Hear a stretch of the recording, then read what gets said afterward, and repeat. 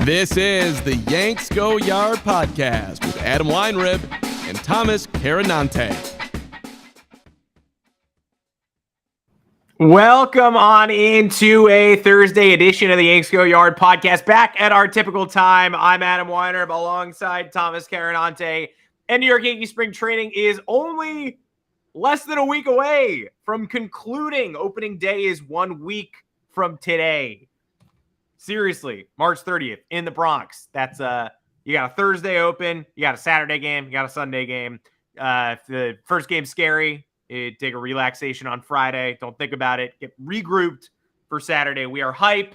The New York Yankees results on the field have been far better than their record, and there are several players rounding into form at the exact right time just ahead of the end of camp. So we're going to take you through our personal lists of the three Yankees we each believe are peaking at the exact right time. Then we're going to take you up and down the roster bubble in a special edition of this podcast. Who's in, who's out. We wrote up an article this week about the last three in and first three out in honor of March Madness. And we're going to revisit those names a couple days later and see if anything has shifted at all. Plus a possible trade participant in an IKF swap. And are the Yankees hinting at anything that Anthony Volpe could be doing on opening day with their recent lineup construction, or are they just being annoying? Make sure to find us on Apple Podcasts, Google Podcasts, Spotify, wherever you get your podcasts. Please drop us a 5-star review along with a mailbag question in that review if you want to get it answered. But again, only 5 stars. That's not saying we're cocky. We know we're a 5-star podcast. No, maybe we got some work to do. But hey, if you got feedback, drop it on us. Don't leave it in a 4-star review. Don't give us a 3-star review. That does nothing for us. Just brings down the overall average. You ever get a 4 in your Uber rating after you just gave the driver a 5? It sucks. Like, you default to a 5. Who wants to be the guy who's like, my driver was a 4? Like, obviously, it's either a 0 or a 5. Your driver either smells not wonderful and hits the curb and rolls into a fire hydrant and screams at you, or he gets you to your destination, right? This is sort of the same binary rating system. Just drop a 5 on us. And again, if you have something you need to say, if the scent isn't great and you want to give us 4 stars for that, then just leave it in a tweet instead of putting it directly on Apple Podcasts. Thomas Carinante, welcome to the show. As always, welcome to the stream. We're here every Monday and Thursday, 2 o'clock Eastern, typically. And you have, as always, a very special promo to remind our listeners. Yes, folks. I let everybody down earlier this week because I played the patriotism card and suggested you take Team USA. Japan won the game. I'm sorry. But this could still apply to you if you're one of those sneaky bettors. DraftKings is here. They got an offer for us, for all the fine people in New York, New Jersey, and Connecticut. By using the code Yanks Go Yard, you head on over to DraftKings.com or download the app. If you bet $5 on any sport, you get $150 in bonus bets if your bet wins. So really what I'm going to do is I'm going to take my wife's information. I'm going to sign up with this Yanks Go Yard promo code, and I'm going to probably bet something on the lead 8 and hope they hit, and then I'll get my $150 in bonus bets, and you should do the same. I don't know if you have like a drunk uncle who's never watching over his email addresses, but you can certainly use one of those. And by using the code Yanks Go Yard, that's how you're going to get this promo. It's a minimum $5 deposit and wager required. Again, this is for everybody in New York, New Jersey, and Connecticut. New customers only. That's an important one. It must be 21 years and older and present in New York, New Jersey, and Connecticut. If you're in New York, have a gambling problem, call 877-8-HOPE-NEW YORK or text HOPENY 46739. If you're in New Jersey, call text 1-800-GAMBLER. If you're in Connecticut, call 888-789-777 or visit ccpg.org/chat. Again, guys, this helps support the podcast. So if you have the time to do this, or you can recommend to some friends, it'll be a big help for us. We don't ask for much, really. We're not bothering anybody for stuff. We just want people to come in here. We want to have some good conversation and maybe make a few bucks off DraftKings. Is that too much to ask? I don't think so. Again, head on over to DraftKings.com or download the app. The code for this is Yanks Go Yard. Wow. And I never feel more like a radio show than I do when we're rattling off a bunch of phone numbers. Yeah. The only time I feel a little bit more like a radio show is when we're really breaking down recent performance. And there's a game going on right now, and it kind of feels like we're live dissecting the Yankee spring training contest. So these are the three players we're going to go back and forth that we've chosen. We got a little overlap, but some disagreement, and I think that's good because it shows you that more Yankees are peaking right now than just the original guys that I had in mind. I even want to give an additional shout out or two to the names that Thomas added to this sheet. I feel like I'm going to even come back and we're going to go way over 3 because my first Yankee peaking at the right time is a real exhale, is Luis Severino. I'm finally breathing right. Severino, 4 terrible starts this spring. The black mark is he did give up 2 runs in the first inning of his 5th start, meaning multiple earned runs allowed in each of his first 5 starts this camp, which that's not good. But then he rebounds, gets through 4 innings, strikes out 9. He's been hitting 96, 97, 98 this whole time, but it's been the slider that has sucked. He said that, not me. But after his 3rd start, he said, my slider sucks right now. And we talked about this last episode. We just don't want – it's like, okay, fine. It doesn't really matter, but we don't want that. We want to see it not suck. And he got the slider going, got a lot of Ks on the changeup, a couple of Ks looking in that game. And this is a huge year for him. It's a contract year. We don't think he'll be back, and a lot can change, but I think we've seen enough to know that the organization maybe views him differently than he views himself.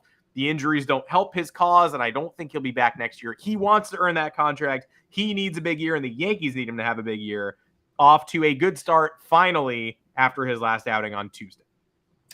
Yeah, that was good to see him rebound, especially after giving up the was it a leadoff home run? It was just a home run in the first inning. Yeah, it was a leadoff home run again, which is the worst thing you could possibly and you're just like, come on, because the last few other starts weren't good. He got hit with the line drive, and you're just like, when is this going to end? So that was encouraging for me. I'm going to give the nod to Clay Holmes here because you look at all the bullpen issues. We got a lot of bullpen issues. Already 2 injuries that are killing us from the onset, and Tommy Kahnle and Lou Trevino. Clay Holmes in the back end stabilizing the bullpen is more important than ever. We saw how all that kind of came crashing down last year when his back was bothering him and his mechanics were off. His last 2 appearances, again, it's spring training, but you'll like to see progress. 2 scoreless innings and a total of 17 pitches. 15 of those went for strikes. The Yankees just simply need him to be back on track. If you guys also head on over to the Pitching Ninja Twitter account, great baseball content over there. He debuted, I don't know if this was a debut pitch or something that he's just kind of perfected over the last year or so. Rob Friedman calls it a sweeper. It was an 83-mile-an-hour sweeper, 20 inches of horizontal break. I don't know who the batter was. It was somebody on the Tigers. Literally jumped out of the batter's box thinking he was going to hit him, and it went right over the middle of the plate. So if he has that type of control at this point, a week away from opening day, I think that's a really good sign. And for him, he needs to be in that mode from the jump. So I'm happy about that. Yeah, when Holmes was at his best last year, it was like the most automatic lockdown relief ever because he would be dotting those corners with the 99-mile-an-hour movement. And he lost that. Somewhere along the line, he started throwing cement mixers, and who knows. I'm just going to feed into your Holmes mention with someone I didn't bring up only because Holmes is like rounding into form, right? Severino is rounding into form. Michael King has been the best reliever in the Yankees bullpen so far this spring.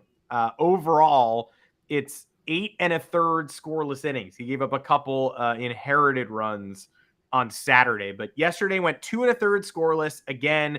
And Aaron Boone said that's 3 ups, right? Because that's him getting an out, going to the dugout, sitting around for a while, going back to the mound without issue 3 times. That's also huge. Got that 2 1/3 innings, those 7 outs on just 17 pitches. So pretty important to note that as well. The only reason he didn't factor in for me was because he looked good from his first outing to now. There was never a moment this spring where I was concerned about King other than just wanting to see him do it healthy. And then the other one that just needs mentioning, when I prepped this, I wanted to talk about Sevy because he finally had a good start. Nestor Cortez today, 4 shutout, hitting like the 70 pitch mark, beyond ready, it would seem, in terms of being built up. I didn't expect him to go that far. Got Paul Goldschmidt on a 70-mile-an-hour slider to whiff, did the drop down. Got, the 93-mile-an-hour fastball is still zipping on people. He struck out Tommy Edman with a pitch that it's the Nestor Cortez special. It's like you see him do it. You're not sure anyone else would have done it. but he did it with that level of stuff. And it's very impressive to see that in his second outing of the spring. Yeah, I agree. The rotation, obviously the most important. We don't know what we're going to get out of Herman and Clark Schmidt. Clark Schmidt hasn't really been looking good. So yet another problem that we're going to have to deal with. So if Cole, Severino, and Nestor can kind of be on track, that's going to help a lot. Yeah, Clark Schmidt's been weird. He sort of went backwards. He threw like 5 perfect innings against the Pirates, I think 2 starts ago. Yeah. Used that cutter, and everybody was like, he's here, he's him. And then yesterday against the Nationals, just looked bad. Like, we know it's a spring training result. But that's what he does. It's what he's been doing. What he does. Yeah. You know it's a spring training result. You know it's not the end of the world, but you're like, I would have liked to see a little bit of momentum built up from that last start. We didn't get it. It happens to a lot of people, but he certainly had the opportunity to. Everybody was talking yesterday about Graham Ashcraft of the Reds. He struck out 10 in like 6 innings, 1 hit. Like, Schmidt had the opportunity to do that yesterday, put 2 back-to-back and get the whole baseball world talking about him. Instead, he was just distinctly average, looked like a 5th starter. The second guy I had prepared, just because I want to talk about this. We talk about Anthony Volpe every show, right? We're never going to not talk about Anthony Volpe. But today, again, he doesn't totally fit because he's peaked the entire time, right? He's been hitting all spring training long. His first spring training game was that hustle double, the stolen base on the pitch out, the steal of third immediately after that. So it's not like he hasn't been in first gear the whole time. But it looks like he's peaking now because today he's starting at shortstop. Oswald Peraza is starting at second base. The reverse was supposed to be what we were going to get, right? Everybody was saying Volpe is a second baseman, ultimately Peraza the shortstop, and no way Volpe makes the opening day roster.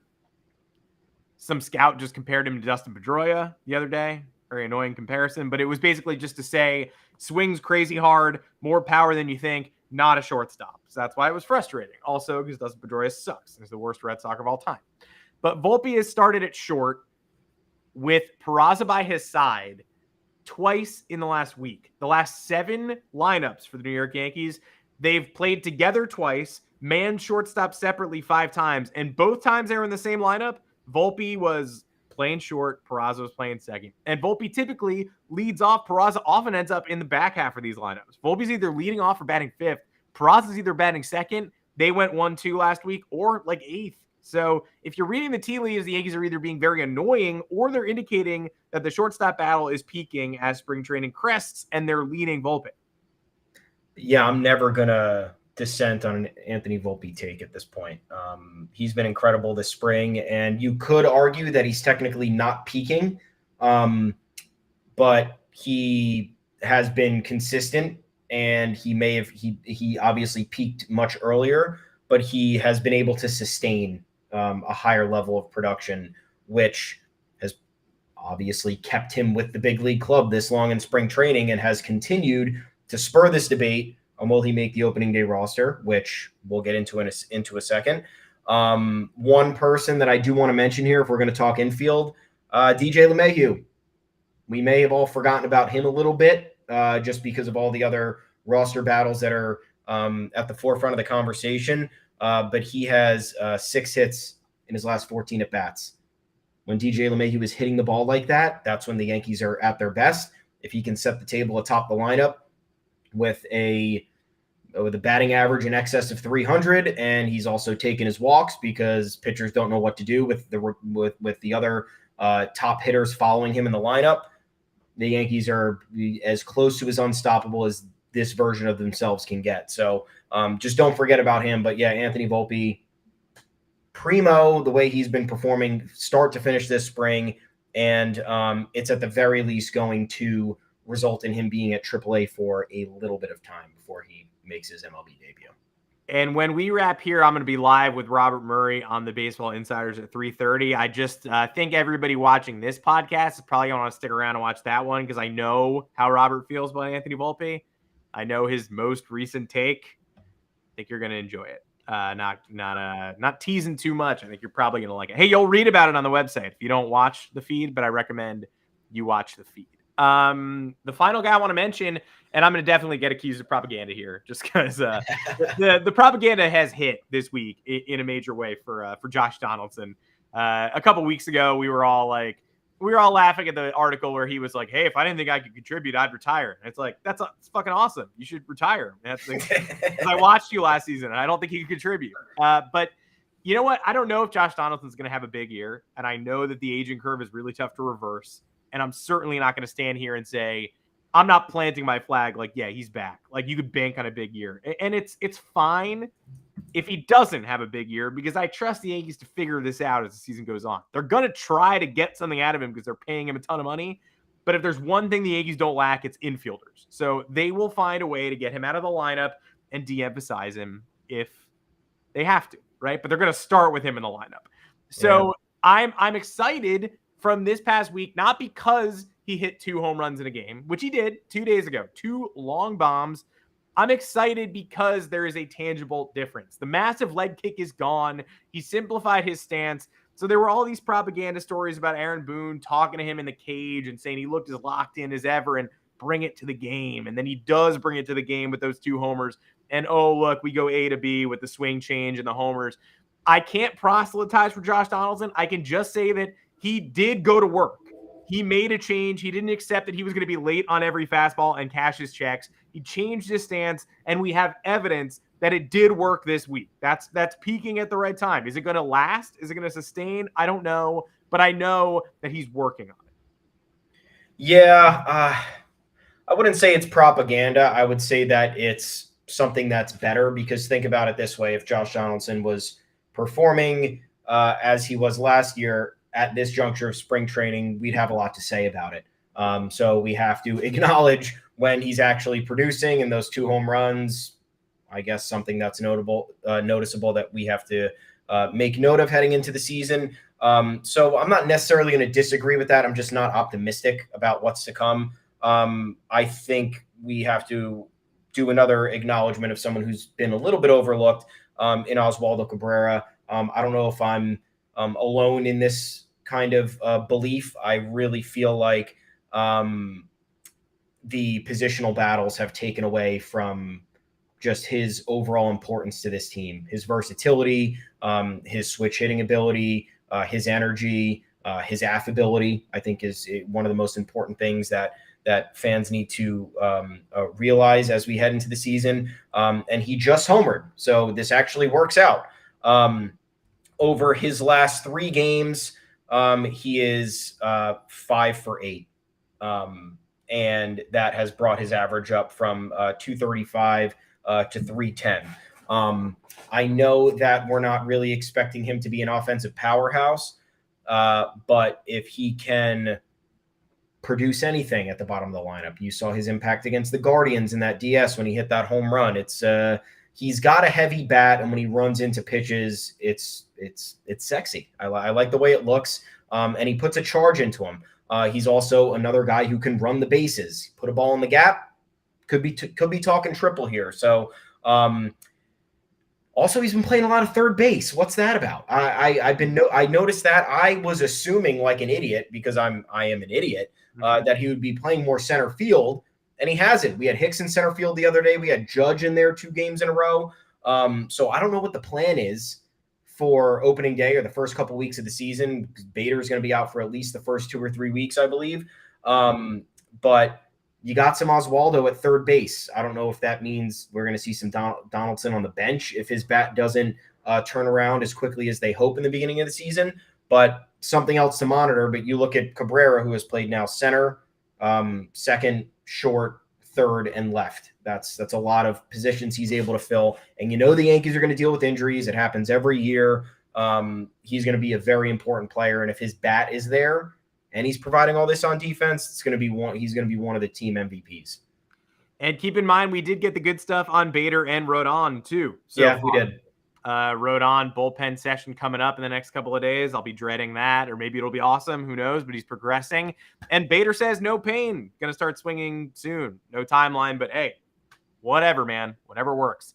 And if you're if you're believing in the Yankees more than you were when these injury troubles were really hitting a couple weeks ago, then we recommend you sign up for DraftKings. Help out the podcast if you're in New Jersey, New York, or Connecticut, the beautiful tri-state area. I've been in all 3 states. Seriously, big brag.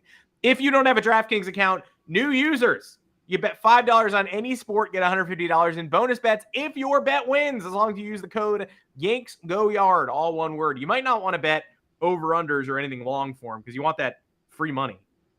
Just kidding. Not free money, but it's $150 in bonus bets if you win. And you want that very soon rather than at the end of the season. Am I right? I think I'm right. So You're right. if you plan on utilizing that deal and helping us out, that's the code Yanks Go Yard. That's a minimum $5 deposit wager required. New customers only, 21 plus and present in New York, New Jersey, Connecticut. Gambling problem in New York? No way. But if you do, call 877-8-HOPE-NY or text HOPE-NY 467-369. If you're in New Jersey, call or text 1-800-GAMBLER. And if you're in Connecticut, call 888-789-7777 or visit ccpg.org/chat. See full terms at DraftKings.com or in the description below. Now let's just go through these rapid fire bubble guys. Get your rapid fire take, knee-jerk reaction. How are we feeling about their potential to make the roster?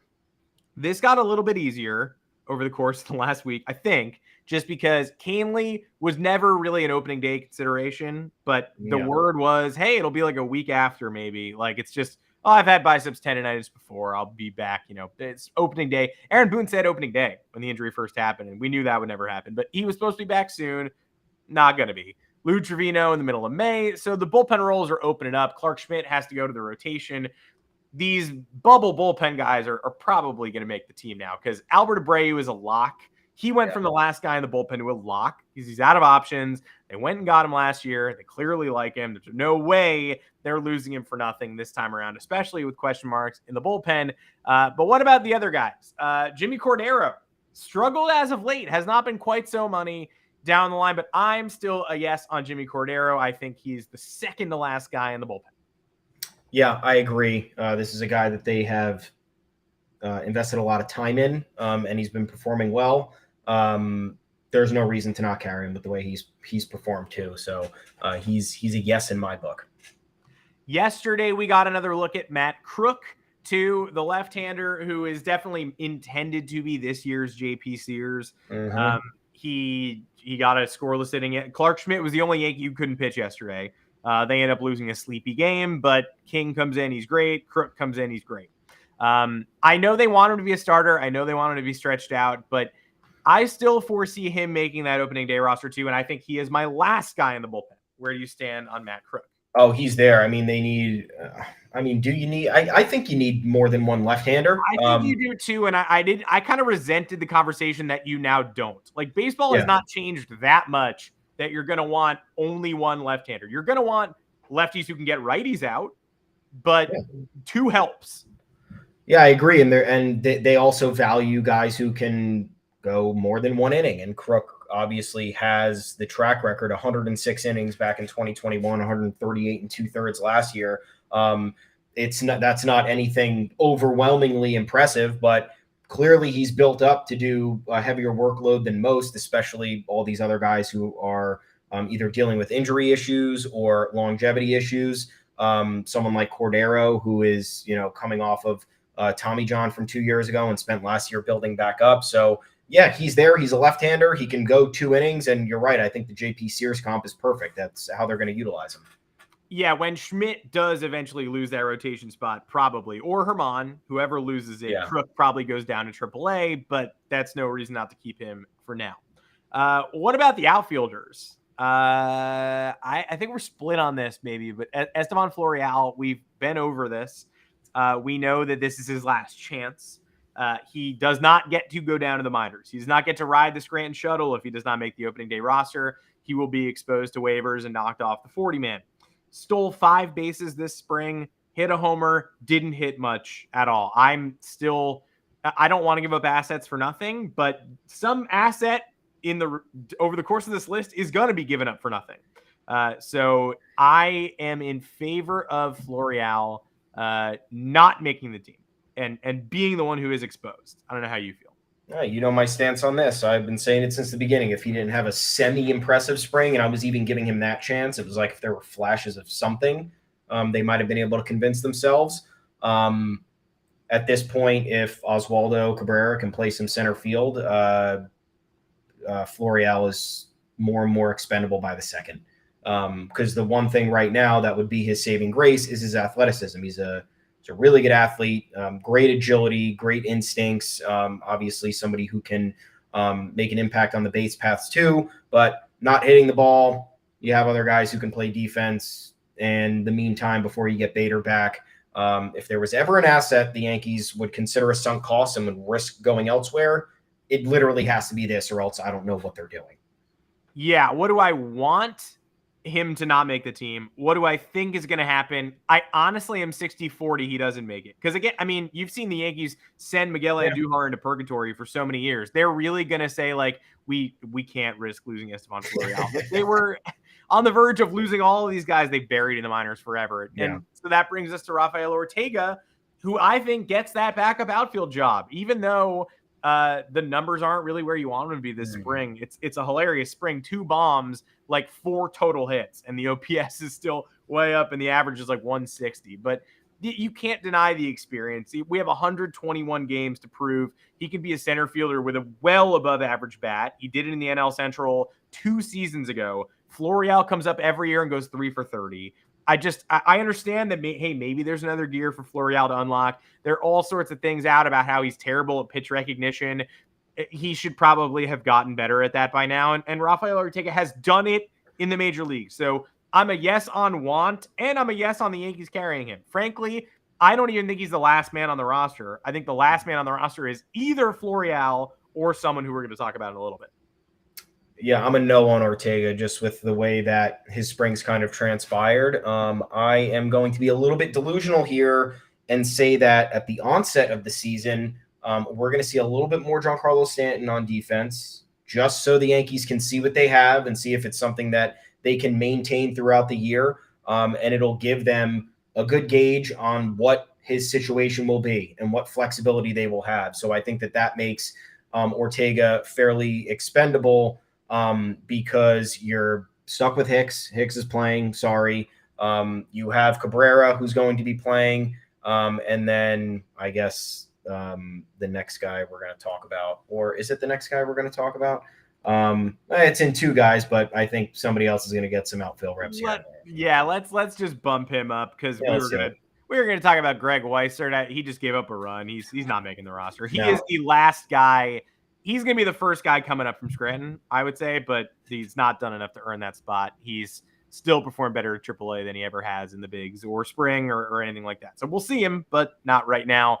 Let's talk Isaiah Kiner-Falefa because I have put him on my roster in place of Florial. I think he's going to be on the team. The trade rumors are swirling again. You keep seeing one team and one name connected to him now. Brendan Cuddy and Chris Kirschner of The Athletic were not the first to connect the Mariners and IKF, saying that Chris Flexen could go the other way. The Yankees need pitching help. Chris Flexen is a better baseball player than Isaiah Kiner-Falefa. He appears to be. That seems like a mismatch of a trade, but he's getting squeezed out of the Mariners rotation. So I've seen that the connection drawn plenty on a national scale. You also have the Rockies. You also have the Dodgers, who were thirsting after IKF at points during the offseason. They talked to the Yankees. Ultimately, I think he still stays. And I think we talked about in the last episode, moving to the outfield does more for the Yankees than for any other team. Nobody else acquiring him wants him in the outfield. Yeah, no way. I mean, I don't even want him in the outfield, but if you're starting the year off a little bit, handicapped in the manner that the Yankees are, a day or 2 there could help get somebody off their feet. I don't know. My whole thing with IKF making the opening day roster is not that he's earned it. It's not that they need a utility player. It's that they are not trading him. I don't know who is taking that money. I don't know what the Yankees. You have to remember, when the Yankees are making trades, they are not making a trade unless they're getting exactly what they want in return. They are never. They're never selling low. They're never going to be in a position where they're taking less than what they believe is, the right return price. Although we inherently would value getting the $6 million salary off the books to help us with a little bit more flexibility at the trade deadline. I think the Yankees will just figure that out later. Maybe if IKF can either rebuild his value in the amount of reps that he's getting with the Yankees, or the season starts and Some other teams suffer injuries or their infield pictures don't look as advantageous as they once did. So I think it's just by default that this is what the Yankees have to live with because they decided to tender him a contract and live with all of the other stuff that came with it. And we've talked about this a million times. Making trades during spring training is not all that common. And teams would rather see what they have in-house before they upend a roster, in that scenario. So if you're going to inherit somebody like IKF, who is admittedly versatile on the defensive end and could be an asset at the bottom of your lineup if you value contact hitting in the manner in which he does it, you're ditching somebody else and you're upending your infield picture in some capacity. And I know some of these teams do have room, such as I guess you would consider the Dodgers or the Rockies. But is it worth it? Because is IKF that much more impactful than maybe a younger player you want to see get reps, or maybe some other infield alignment you've been experimenting with and want to see what the results would be? I don't know. I think that he's here by default, and that's just what it's going to be. I just can't get over how little sense he makes on this roster compared to other rosters. He's a fine player. He's just not what the Yankees need. Yeah. They have too many infielders. They have too many utility infielders, not enough outfielders. So we're just forcing our weakest infield bat to go play the outfield. That's why I would love to see him traded. Non-tender, I'm not sure. You don't know where the roster is in December, but we sure know where it is now. I think he's back. I don't think Chris Flexen is a New York Yankee yet. We'll see. Then the final whammy firmly on the roster bubble. Crossing his fingers, does not want. Will he accept an NIT bid if he does not get a Yankees roster spot? Yeah, he will, because he's a hard worker and he has to. But Anthony Volpe, talked about it plenty. We couldn't talk about it more. In fact, we'll be talking about it next week because we'll be doing a Monday show before the roster drops, right? The Yankees, we know they're having, quote, pound the table meetings about the roster right now. They had their first one a couple days ago. I assume everyone important just walks in there, slams the table once, doesn't say anything, and leaves. I don't really know what that means. Who at this point, the Volpe problem is, who's walking into the pound the table meeting and pounding the table that they shouldn't roll with him? He's done everything. I would have said literally a 0% chance of him starting the season on the opening day roster a month ago. Even 2 weeks ago, I would have said 5%. Now, I'm 60-40 he goes to the minors. I still think Peraza is your opening day starter, but it's really fucking close. And even the people who wanted to demote him want him on the roster at this point. Yeah. It's so close that I am going to say yes, because I have Ortega off, I have IKF in, and I have Florial off, so that creates one more bench spot. And I think the resounding kind of take from this is, where do you value Anthony Volpe more? Getting part-time major league reps and putting more pressure on Oswald Peraza, or getting everyday reps in AAA for 3 weeks before he comes back up to the big leagues? I think that his performance speaks for itself, his demeanor and his attitude and his character speaks for itself. And then again, we can't discount the influence Aaron Judge has on this organization now. He got his contract, he got the captain title, he was vocal about the Volpe situation, talking about, it doesn't matter how old you are, it doesn't matter what your situation is. If you're playing like a Major League Baseball player and can help the team, you should be up with the team. Judge got his own burger. I don't know if you guys saw that. Yeah. There's only 99 of them every home game, so you better get there quick to try it. So look at that overarching influence that man has, and you think that as we go down the stretch here, a week before opening day, a week before these roster decisions are fully etched in stone, he's not popping into Aaron Boone's office. He's not sending Brian Cashman, or I guess probably at this point, he's skipping Cashman because he knows that's a waste of time. He's going right to Hal. We know how that goes. We know who Judge talks to. It's like, Hal, you in Italy again by chance? I have something to run by you. He's always in Italy. He's been in Italy all offseason long. I think the only thing holding this back is their confidence in what the situation might look like, because I think there is a good point to be had here. It's like, if Volpe comes up, Volpe's up, and he can't go back down. He's staying. And you have this infield glut at the beginning of the season, and I could see a world in which where the Yankees might want to buy themselves 3 weeks or a month to see if injuries happen, or to see if Peraza's maybe not performing up to suit, and then they can make the call and do that. with Volpe, but I just think if they have, it's the New York Yankees, man. I'm not doubting that they'll break our hearts and last second, option him and say that this is the reality, but they've let this go on far too uncharacteristically long, I think, for them to then go with the decision that nobody wants. So I am going to be a little bit optimistic here heading into the new year because I want to feel good and I want everybody to feel good. And I'm going to say that they have let this play out so long that they have no other choice. And Anthony Volpe's got to be with this team come March 30th. Our most read article of all time will be Yankees demote Anthony Volpe and last-minute offseason opening day roster shocker. But I do feel your good vibes, and I hope that you are correct. I think it's the move at this point. And I think Robert Murray thinks it's the move too. But we shall see if you join me on the later show. He just made a slick pick up the middle as well, because of course he did. Why wouldn't he do that? Such a great guy. That is it for this edition of the Baseball Insiders. We are so happy to come with you live on Mondays and Thursdays, 2 o'clock Eastern on the YouTube channel and available afterward immediately on all podcast platforms, Apple, Google, Spotify, your favorite podcast platform. It's there. Spring training almost over. So much has gone by, so little time left remaining. And next week, we'll know so much more about the roster. We hope, although it'll obviously go down between the Monday and the Thursday show, reacting live opening day Thursday, live pod during the game. Yeah. Can you believe it? We can't. I certainly can't. Very exciting stuff. Until then, you can find us on all those platforms and give us those reviews if you feel like it. I'm on Twitter still at Adam Weiner. Thomas Carinante, where can the people find you? I'm at Tommy's_takes, the official Yanks Go Yard Twitter account handle at Yanks Go Yard FS. We're there. We're having fun. We're listening to everything you got to say. And we're turning it into content sometimes. Head on over to yanksgoyard.com. We have our bylines there. Lots of stuff coming out over the next week. We're going to be covering games in real time. We're going to be popping on doing the podcast here and there if there's a big moment that happens. You never know. You just simply never know. So until then, folks, have a great weekend. We'll talk to you again on Monday. Enjoy the last weekend of spring training baseball. Have a good one. See you, everybody.